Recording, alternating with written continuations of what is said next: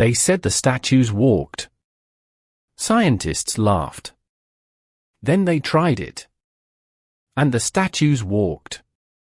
For 300 years, the people of Rapa Nui told the same story. For 300 years, the world refused to listen. This is what happened when someone finally did. 2,000 miles from the nearest continent. 1,200 miles from the nearest inhabited island. A speck of volcanic rock in the middle of the largest ocean on the planet. This is Rapa Nui. The world calls it Easter Island. It is 63 square miles of grassland and black cliffs, beaten on every side by the Pacific. And scattered across this tiny island are 887 stone giants. They are called moai. Each one carved from a single block of volcanic tuff. Each one with the same elongated face, the same heavy brow, the same long ears, the same hands folded across the belly. Some are 9 feet tall. Some are over 30. The heaviest weighs 80 tons. That is the weight of 7 African elephants. Carved from a single stone. By a society of perhaps 2,000 people. And here is the part that broke archaeology for 200 years. These statues are not in the quarry where they were carved. They are scattered across the entire island, some of them 11 miles from the cliff they were cut out of. How did they get there? Stand at the edge of Reino Raraku.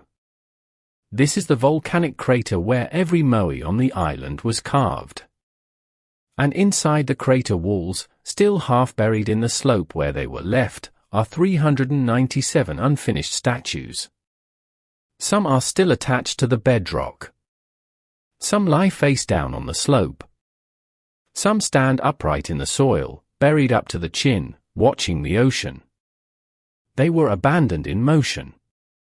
As if the workers walked away one afternoon and never came back.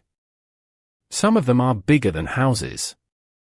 The largest unfinished moai in the quarry, called El Gigante, is 69 feet long.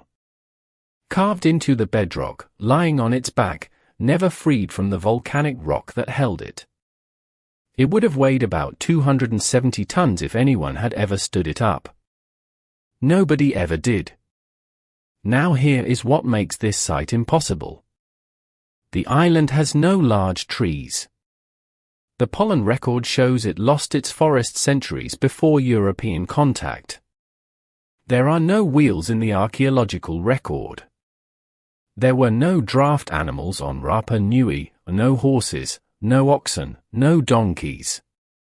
The islanders had no metal tools. No written language that survived. No engineering manuals. And yet somewhere between 1100 and 1600 AD, a society of maybe 2,000 people carved nearly 980-ton stone heads, and then moved them across 11 miles of volcanic terrain. How? That single question has driven archaeologists half-mad for 2 centuries. Whole careers have been built on it. Whole reputations destroyed by it. Because every theory that anyone proposed had one fatal flaw. The flaw was always the same. The islanders themselves had already told us the answer. And nobody believed them. In 1955, a Norwegian explorer named Thor Heyerdahl sailed to Easter Island.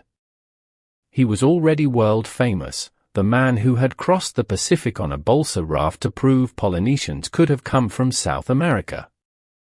Now he wanted to solve the moai. His theory was simple. Brute force. The islanders, he said, must have laid the statues down on their backs. Then placed them on wooden rollers. Then dragged them, horizontally, across the island, using long teams of men pulling on ropes. It made sense. It was how the Egyptians moved blocks for the pyramids. It was how every textbook from then on would draw the picture.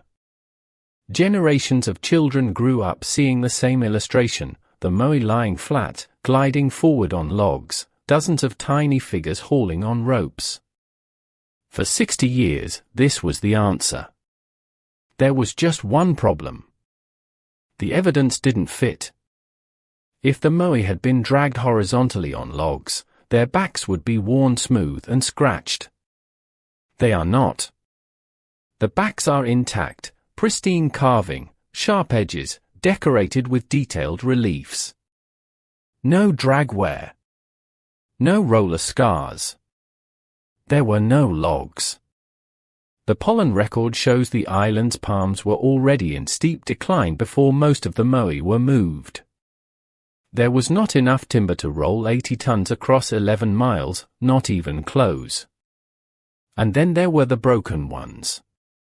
Scattered along the old roads that radiate out of the quarry are dozens of fallen moai.